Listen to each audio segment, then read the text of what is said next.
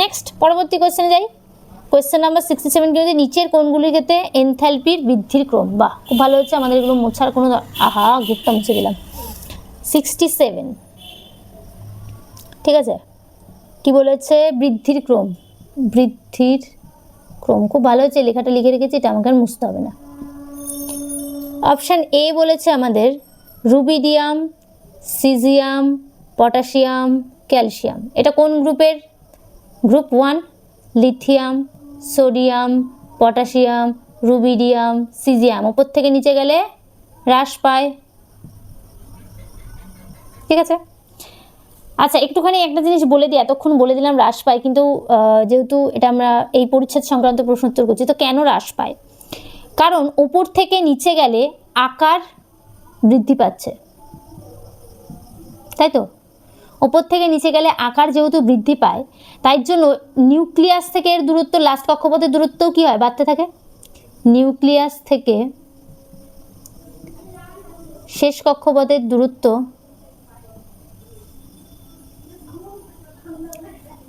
কি হয়, বাড়তে থাকে, ঠিক আছে। যেহেতু এটা বাড়ে, সেই কারণে কি হয়, যে আমি অল্প একটু এনার্জি দিলেই ইলেকট্রনটা খুব সহজে বেরিয়ে যেতে পারে, কারণ নিউক্লিয়াস থেকে কি হয়, দূরে আছে। তো সেই কারণে কি হয়, খুব সহজে অল্প এনার্জি দিলেই লাস্ট কক্ষপথের ইলেকট্রনটা বেরিয়ে যায়। তাই জন্য এগুলোর কি হয়, যেহেতু অল্প এনার্জি দিতে হচ্ছে, তাই জন্য এর আয়নি ভবন এনথালপিও কি অনেক কম হয়, তাই উপর থেকে নিচে হ্রাস পায়। আর এগুলো কি হয়, আকারে ছোট, উপরের দিকেরগুলো নিউক্লিয়াসের কাছে আছে, যার ফলে অনেক বেশি এনার্জি দিয়ে লাস্ট কক্ষপথের ইলেকট্রনটাকে বের করতে হয়। তাহলে এখানে আমাদের কি হওয়া উচিত, সিজিয়ামের সবচাইতে কম হওয়া উচিত, সেটা কি আছে অপশানে? অপশানে নেই, তাহলে বি হবে আমাদের, এ হবে ভুল উত্তর। নেক্সট বি কি বলেছে, সিজিয়াম, রুবিডিয়াম, ক্যালসিয়াম, পটাশিয়াম। আচ্ছা, ক্যালসিয়ামটাও এখানে ইনক্লুড করেছে, তো গ্রুপ 2টা আমরা লিখে দিই ক্যালসিয়ামটা, পটাশিয়ামের পাশে হয় ক্যালসিয়াম, ঠিক আছে।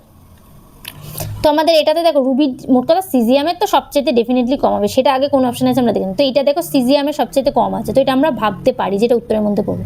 তারপরে কি হওয়ার কথা, রুবিডিয়ামও আছে। এবার ক্যালসিয়াম আর পটাশিয়ামের মধ্যে কোনটার বেশি হবে? এই দুটো কি কোন বরাবর আছে, বাম দিক থেকে ডান দিক। তো বাম দিক থেকে ডান দিকে গেলে আবার কি হয়, বৃদ্ধি পায়। তাহলে ক্যালসিয়ামের কি হবে, সবচেয়ে বেশি হবে, যেহেতু বাম দিক থেকে ডান দিকে গেলে বৃদ্ধি হয়। পটাশিয়াম আর ক্যালসিয়ামের মধ্যে কার বেশি হবে, ক্যালসিয়ামের। তো সেটা আমাদের অপশানে নেই, তাই বি ভুল উত্তর। অপশান সিতে যাই, সিজিয়াম, রুবিডিয়াম, পটাশিয়াম, ক্যালসিয়াম। তাহলে এটাই তো আমাদের সঠিক উত্তর, কারণ এইটুকুই আমাদের গন্ডগোল হয়েছিল, আর এইটুকু এখানে ঠিক করে দিয়েছে। অপশান ডিটা কেন নয় সেটাও দেখিনি, রুবিডিয়াম দিয়েছে, সিজিয়াম দিয়েছে, ক্যালসিয়াম, পটাশিয়াম। রুবিডিয়াম তো হবেই না, লাস্টে কার হবে, অলওয়েজ সিজিয়াম, তাই ডিটা হচ্ছে ভুল উত্তর, ঠিক আছে। তাহলে কোয়েশ্চেন নাম্বার 67 সঠিক উত্তর কি হলো, সি। নেক্সট কোয়েশ্চেন নাম্বার 68-এ যাব। কোয়েশ্চেন নাম্বার 68 কি বলেছে, চলো দেখে নিই। কি আর বলবো, মাইক ছাড়াই রেকর্ডিং স্টার্ট করে দিয়েছিলাম, এখন আবার মাইক নিয়ে রেকর্ডিংটা স্টার্ট করছি। কোয়েশ্চেন নাম্বার 68-এ যাব, চলো দেখি কি বলেছে। কোনটির আয়নি ভবন এনথালপি মানকে প্রভাবিত করে না? তাহলে চলো এটা মুছি। বলেছে প্রভাবিত করে না, মানকে প্রভাবিত করে না, ঠিক আছে। অপশন এ বলেছে নিউক্লিয়াসের আধান। একটা জিনিস তোমাদের বলে দিই যে নিউক্লিয়াসের আধান কিভাবে বৃদ্ধি পায়, যত বাম দিক থেকে ডান দিকে যাব, বাম দিক থেকে ডান দিকে যাব পর্যায় সারণীর, নিউক্লিয়াসের আধান কি হয়, বৃদ্ধি পায়। কেন? কারণ একটা করে কক্ষপথ তো সেম থাকছে। ধরো পর্যায় নাম্বার 2, পর্যায় নাম্বার 2-এ কি কি আছে, লিথিয়াম, বেরিলিয়াম, বোরন, মাঝে ডি ব্লক লিখছি না, ঠিক আছে, কার্বন, নাইট্রোজেন, অক্সিজেন, ফ্লুরিন। তাহলে এদের কি হচ্ছে, প্রত্যেকের দেখো কক্ষপথ, এই পর্যায়ে যে কটা মূল আছে প্রত্যেকের কক্ষপথ সেম, কিন্তু একটা করে ইলেকট্রন অ্যাড হচ্ছে, যার কারণে কি হচ্ছে, নিউক্লিয়াসের আধান হচ্ছে বৃদ্ধি পাচ্ছে এবং তাদের আকার কি হচ্ছে, আকার হচ্ছে হ্রাস পাচ্ছে। কেন? কারণ নিউক্লিয়াসের আধান যত বৃদ্ধি পাবে তাদের আকার ধীরে ধীরে ছোট হবে, কারণ তারা কি হবে, লাস্ট কক্ষপথের ইলেকট্রনটাকে খুব সহজেই নিজের দিকে টানতে পারবে, সেই কারণে তাদের আকার হ্রাস পায়। আর যত আকার হ্রাস পাবে সেটাতে আমাদের কি করতে হবে, বেশি এনার্জি দিয়ে অনেক বেশি এনার্জি দিয়ে সেই লাস্ট কক্ষপথের এনার্জি দিয়ে সেই লাস্ট কক্ষপথের ইলেকট্রনটাকে অপসারিত করতে হবে। লাস্ট কক্ষপথের ইলেকট্রনকে অপসারিত করতে হবে। তাই জন্য কি হয়, বাম দিক থেকে ডান দিকে গেলে আমাদের ধীরে ধীরে আয়নাইজেশন এনার্জি বৃদ্ধি পায়। ঠিক আছে, তাহলে তাই জন্য বলছি নিউক্লিয়াসের আধানের উপর কি এনথালপির মান প্রভাবিত করে? একদম প্রভাবিত করে, আর আমাদের করে না জানতে চেয়েছে। নেক্সট অপশন বি, পরমাণুর আকার। এইমাত্র বললাম যে আকার যদি ছোট হয়, অনেক বেশি এনার্জি দিয়ে লাস্ট কক্ষপথে ইলেকট্রনকে অপসারিত করতে হবে, তাহলে এটাকেও প্রভাবিত করে। নেক্সট অপশন সি কি বলেছে, আয়নীভবন প্রক্রিয়ায় অংশগ্রহণকারী ইলেকট্রন সেম। আমরা কি জেনেছি 1s2 2s2 2p3, এটা কিসের ইলেকট্রন বিন্যাস? নাইট্রোজেনের। নাইট্রোজেনের ইলেকট্রন বিন্যাসের উপর ডিপেন্ড করে আমরা কি করেছি, যে নাইট্রোজেনের সবচাইতে বেশি হয় আয়নাইজেশন এনার্জি, সেটা আমরা পড়েছি। কারণ এর লাস্ট কক্ষপথে কি আছে, হাফ ফিল স্টেবল আমাদের ইলেকট্রনিক কনফিগারেশন আছে, তাই জন্য এটা তো সত্যি কথা। আর আমাদের নাটা জানতে চেয়েছে, তাহলে অপশন ডি হবে সঠিক উত্তর। কি আছে, ক্রিস্টাল ল্যাটিসের গঠনে বন্ধনের ধরন। ক্রিস্টাল ল্যাটিসের ওপর বা বন্ধনের গঠনের ওপর কিন্তু এটা আয়নাইজেশন এনার্জিটা প্রভাবিত হয় না, তাই আমাদের সঠিক উত্তর কি হলো, অপশন ডি। অপশন ডি হচ্ছে আমাদের সঠিক উত্তর। নেক্সট পরবর্তী কোশ্চেনে যাব, লাস্ট কোশ্চেন, কোশ্চেন নাম্বার 69, পরিচ্ছেদ সংক্রান্ত প্রশ্নের লাস্ট কোশ্চেন, কোশ্চেন নাম্বার 69 বলেছে নিচেরগুলির মধ্যে কোনটির তৃতীয় এনথালপির মান সর্বোচ্চ? চলো আগে লিখে নিই, এনথালপির মান সর্বোচ্চ। ঠিক আছে, অপশন এ কি বলেছে, ম্যাগনেসিয়াম। অপশন বি কি বলেছে, বোরন। অপশন সি কি বলেছে, বেরিলিয়াম। অপশন ডি কি বলেছে, অ্যালুমিনিয়াম। প্রত্যেকের ইলেকট্রন বিন্যাস আমাদের সবার আগে লিখতে হবে। ইলেকট্রন বিন্যাস ছাড়া কিন্তু আমরা আয়নীভবনের কোনো প্রশ্নেরই উত্তর দিতে পারবো না। আমরা কি জানি, ম্যাগনেসিয়ামের হয় 12, তাহলে 12। বোরনের কত হয়, 5 ইলেকট্রন বিন্যাস। বেরিলিয়ামের কত হয়, 4। অ্যালুমিনিয়ামের কত হয়, 13, 2p6 3s2 3p1। এবার প্রত্যেকের আমি দুটো করে ইলেকট্রন বের করার পর যে ইলেকট্রন বিন্যাসটা পাচ্ছি সেটা দেখাচ্ছি, তাহলেই কি হবে, এই 3 নাম্বারটা আমরা বলতে পারবো। 2s2 2p6 ম্যাগনেসিয়াম, দুটো ইলেকট্রন বের করে ফেললাম, এই দুটো। B2 প্লাস করতে গেলে কি হবে, এখান থেকে একটা আর এটার থেকে একটা, তার মানে 1s2 2s1। Be2 প্লাস করতে গেলে কি করতে হবে, 1s2, আর অ্যালুমিনিয়াম 2 প্লাস করতে গেলে কি করতে হবে, 1s2 2s2 2p6 3s1। এটা পুরোটা বেরিয়ে যাবে, আর এখান থেকে একটা। এবার 3 নম্বর ইলেকট্রনটা বের করা কোনটার ক্ষেত্রে সবচাইতে সহজ, আগে সেটা দেখিনি, তাহলে কঠিনটা বেরিয়ে যাবে। আমরা জানি অ্যালুমিনিয়ামের চার্জ অলওয়েজ কি হয়, 3+ হয়। ঠিক আছে, তার জন্য এই লাস্ট কক্ষপথে ইলেকট্রনটাকে বের করা অনেক সহজ। তাহলে আমরা কিসের ইলেকট্রন বিন্যাস পাবো, আর সুস্থিত ইলেকট্রন বিন্যাস পাচ্ছি কিসের, নিয়নের, নিষ্ক্রিয় গ্যাস। তাহলে অবভিয়াসলি ও একটা ইলেকট্রন খুব সহজেই ছাড়তে চাইবে, তাই অপশান ডি তো আমাদের ডেফিনেটলি হচ্ছে না। ঠিক আছে, তাহলে আমরা এরপর দেখো 2p আছে, এটার এও একটা ইলেকট্রন সহজে ছেড়ে দিতে পারবে। স্টেবল সব 3 জনাই স্টেবল, কিন্তু 3 জনাই, কিন্তু কে বেশি আর কে কম এটা আমাদের দেখতে হবে। এটা 2p আছে, একটুখানি দূরে আছে, তার জন্য এটা আমাদের সঠিক উত্তর হবে না, সর্বোচ্চ পাবো না।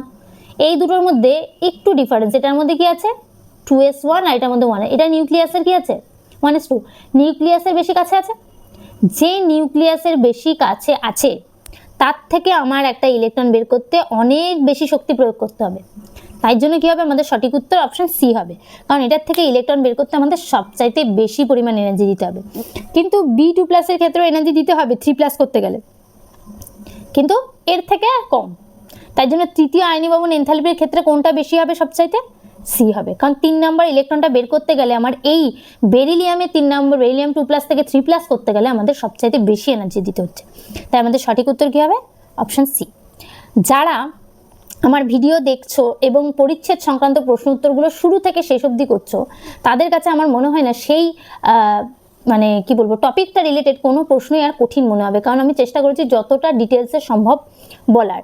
আয়নীভবন এনথালপি রিলেটেড তোমরা যদি এই পরিচ্ছেদ 3.9.7টা দেখে নিতে পারো, পুরোটা ভালো করে বুঝতে পারো, তাহলে আমার মনে হয় না তোমাদের আয়নীভবন এনথালপি রিলেটেড কোনো প্রশ্নই কিন্তু আটকাবে না। জাস্ট একটু ভালো করে ইলেকট্রন বিন্যাস এবং বাম দিক থেকে ডান দিকে গেলে কী হয়, উপর থেকে নিচে নামলে কী হয়, সেটা তোমাদের খুব ভালো করে একটু দেখে নিতে হবে। নেক্সট পরবর্তী পরিচ্ছেদে যাব 3.9.8 পেজ নাম্বার হচ্ছে 233। ঠিক আছে, কোয়েশ্চেন নাম্বার 70 থেকে স্টার্ট হবে। বলেছে দ্বিতীয় ইলেকট্রন গ্রহণ এনথালপির ক্ষেত্রে কি হয়? দ্বিতীয় ইলেকট্রন গ্রহণ এনথালপি। অপশন এ বলেছে যে সর্বদা ধনাত্মক হয়, মানে এনথালপির মানটা সর্বদা ধনাত্মক হয় এবং শক্তির শোষণ ঘটে। এটাই সত্যি, অপশান এই আমাদের সঠিক উত্তর। কেন সেটা একটু বলে দিই। ধরো অক্সিজেন এর ইলেকট্রন বিন্যাস হচ্ছে 1s2 2s2 2p4, তাই তো? এটা এবার অক্সিজেনকে আমি O মাইনাস করছি, তাহলে কি হবে? ইলেকট্রন গ্রহণ করাচ্ছি 1s2 2s2 2p5, মানে O প্লাস ইলেকট্রন সেখান থেকে O মাইনাস হয়েছে। সেখানে ডেল এইচ এর ভ্যালু হয়, কিছু একটা ভ্যালু হয় negative.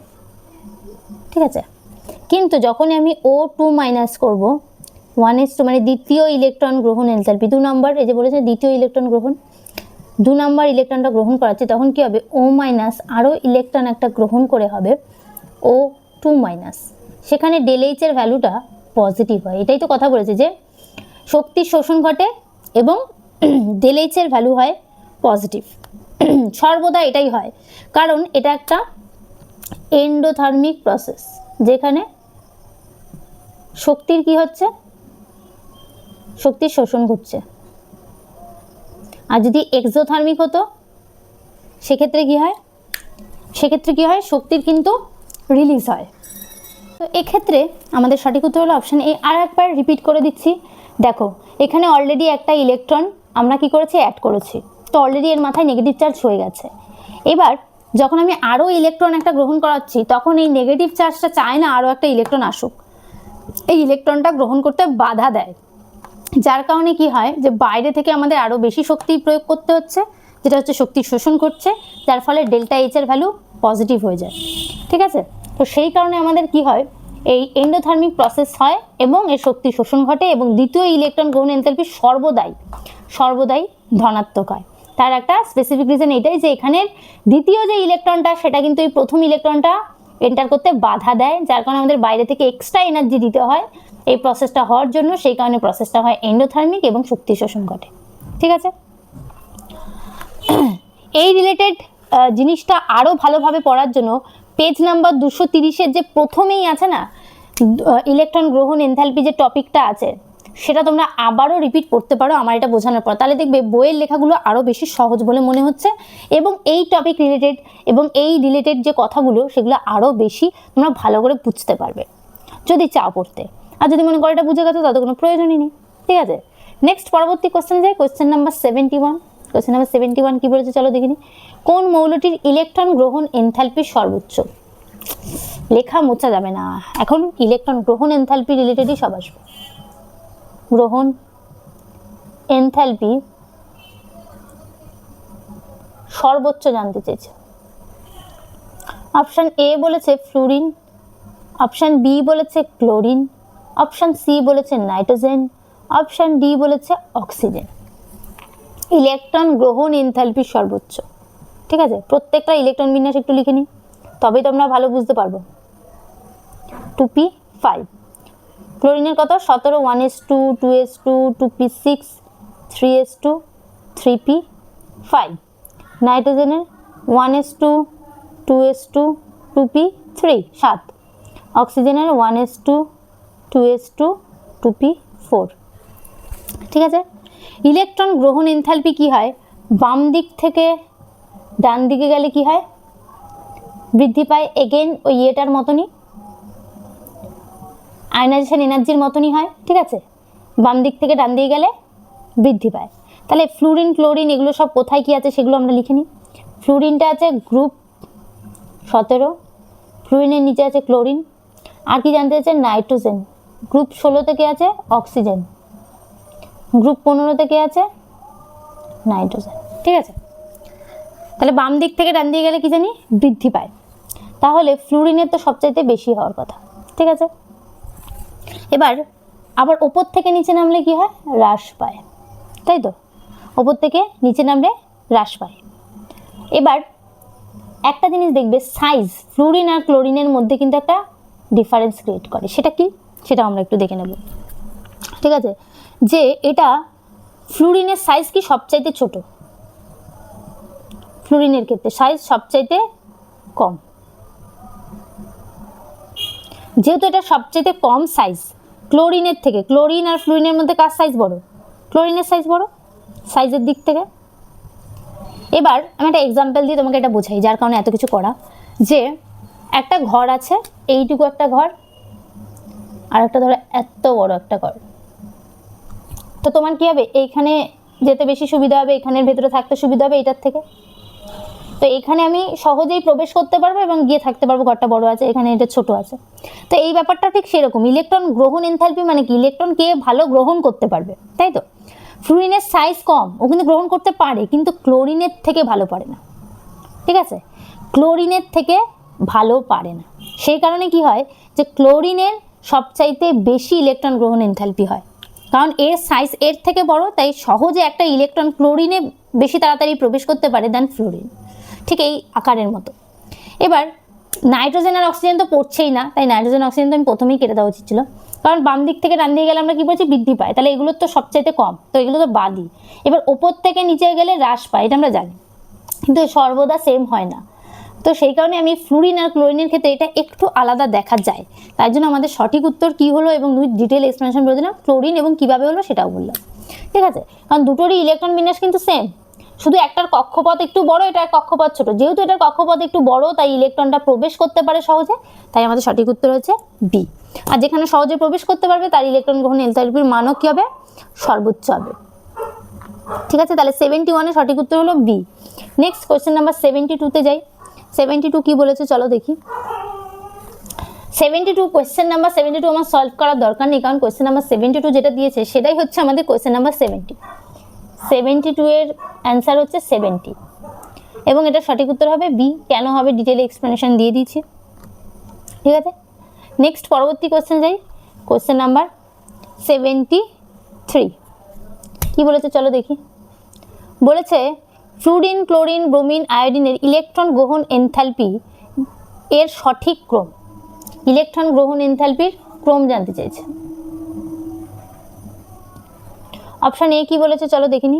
Iodine, bromine greater than chlorine greater than fluorine, এগুলোই ঘুরে ফিরে আছে। তাহলে এটা কত নম্বর? Group 17। Fluorine, chlorine, bromine, iodine. ওপর থেকে নিচে নামলে কি বললাম আমরা? হ্রাস পায়, তাই তো? এখানে হ্রাস পায় বলতে একটা জিনিসই হচ্ছে, কিন্তু টপিক কিন্তু একটা, ইলেকট্রন গ্রহণ এনথালপি। আগের টপিকগুলো কি ছিল? আয়নাইজেশন এনথালপি বা আয়নি ভবন এনথালপি। এটা কি? ইলেকট্রন গ্রহণ এনথালপি। এটা কি? হ্রাস পায়। ঠিক আছে, এবার ফ্লুরিন আর ক্লোরিনের মধ্যে ক্লোরিনটা বেশি আমরা আগেই পড়েছি। কেন সেটা আমি কোয়েশ্চেন নাম্বার 71-এ এক্সপ্লেইন করা হয়ে গেছে যে কেন ক্লোরিনের বেশি হয়। তো আয়োডিনের বেশি তো হবে না, কারণ হ্রাস পায় বলেছে, তো অপশান এ আমাদের হচ্ছে না। অপশান বি এ বলছে ফ্লুরিন, ক্লোরিন, ব্রোমিন, আয়োডিন পরপর, সেটাও আমাদের হবে না, কারণ ফ্লুরিন আর ক্লোরিনের মধ্যে কি হবে? ক্লোরিন বেশি হবে। কেন হবে এক্সপ্লেইন করা আছে কোয়েশ্চেন নাম্বার 71-এ। সিতে বলেছে ক্লোরিন, ফ্লুরিন, ব্রোমিন, আয়োডিন, এটাই হবে আমাদের সঠিক উত্তর। কারণ আমি কি বললাম? ট্রেনটা ঠিকঠাকই হবে, কিন্তু এইটার ক্ষেত্রে একটু গন্ডগোল হবে। আর কেন হবে সেটা বলেও দিচ্ছি। ডি কি আছে? ব্রোমিনের সবচেয়ে বেশি, এটা তো ইম্পসিবল, তাই আমাদের সঠিক উত্তর কি হচ্ছে? Option C. ঠিক আছে, নেক্সট পরবর্তী কোয়েশ্চেনে যাই। কোয়েশ্চেন নাম্বার 74 চলো দেখি কি বলেছে। 74 বলেছে এগেইন ইলেকট্রন গ্রহণ এনথালপির ক্রম। বাহ, ভালো হচ্ছে, এটা মোছার আমার দরকার নেই। 74 চলো দেখিনি।